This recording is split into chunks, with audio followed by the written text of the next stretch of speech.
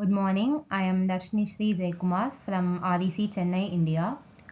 This research was conducted in collaboration with Dr. Sriram Kumar from the Institute of Virology, University of Münster, Germany, along with Yashri Veeramani and Dr. Rekha Ravindran from our department.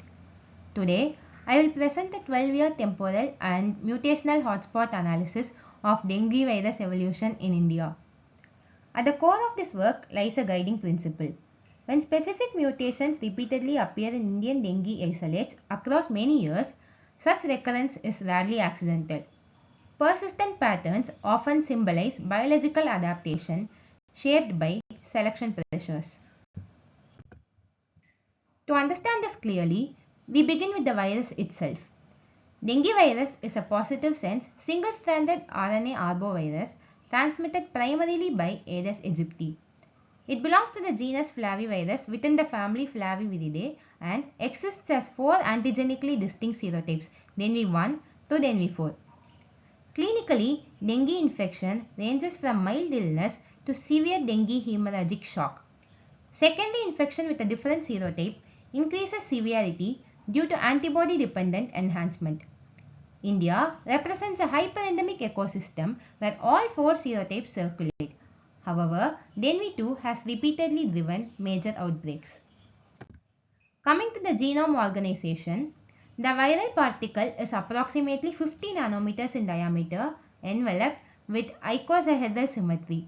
Its 11 kilobase genome contains a single open reading frame encoding three structural proteins, capsid, premembrane, and envelope, and seven non-structural proteins responsible for replication and immune modulation. Moving on to the scope of the study, India reports nearly 100,000 dengue cases annually, and seroprevalence studies suggest that nearly half the population has prior exposure. In such an environment, viral evolution is continuous. Host immunity, mosquito ecology, climate variation, and dense urban transmission networks collectively shape selection pressures. During outbreak years, transmission accelerates rapidly and healthcare systems experience intense strain as showcased in the slide. These high transmission periods likely function as natural evolutionary amplifiers. Although genotype replacement and serotype shifts have been documented, most studies remain descriptive. They focus on lineage turnover rather than residue level recurrence and structural convergence. What remains unclear is whether observed genetic changes reflect neutral drift or repeated functional meaningful selection. This study addresses that gap by integrating 12-year mutation frequency trajectories with structural mapping to identify adaptive hotspots within regulatory and functional domains. To approach this systematically, we developed a curated analytical workflow.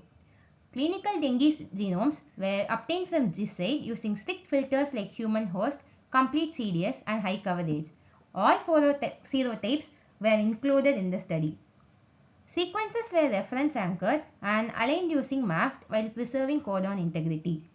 Coding regions were trimmed, translated, and separated into individual structural and non-structural proteins. For each protein and serotype, year-wise datasets were generated to capture temporal trends across the 12 years. Per position mutation frequency and Shannon entropy were calculated using custom Python workflows to quantify recurrence and variability. Population consensus references were also constructed to reduce outbreak bias. Finally, recurrent residues were mapped onto resolved protein structures to determine whether they localized near catalytic centers, hinge regions, or domain interfaces. This allowed us to interpret evolutionary patterns within functional three-dimensional space rather than as isolated sequence changes. Within this framework established, distinct and biologically meaningful patterns emerged, particularly in Dengue2, within proteins governing entry and replication.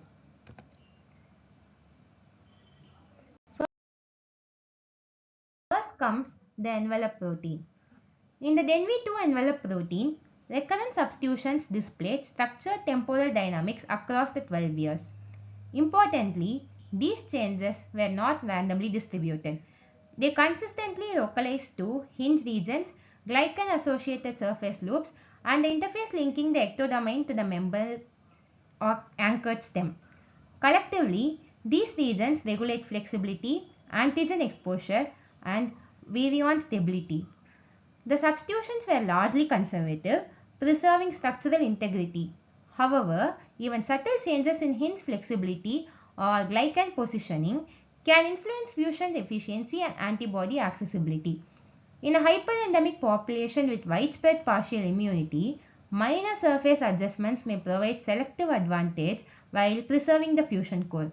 Notably, during outbreak years, variable sites often converged into dominant residues, suggesting selective stabilization under high transmission pressure.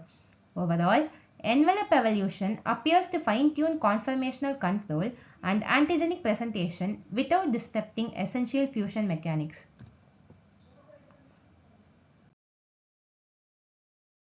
Next comes the NS2B-NS3 protein complex. Within the NS2B-NS3 complex, recurrent substitutions clustered in regions critical for protease stabilization, membrane association, and helicase coordination.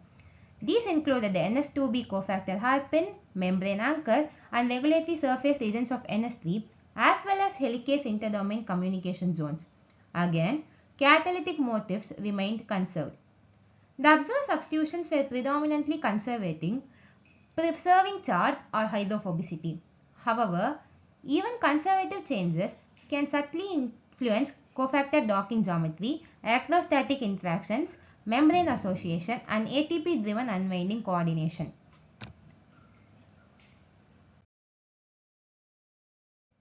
Temporal analysis showed plasticity at certain positions, followed by stabilization during outbreak phases, consistent with replication-optimized variants achieving dominance.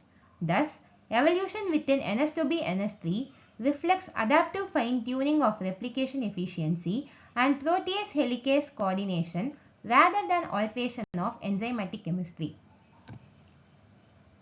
Third comes the non-structural protein 5 or NSP5.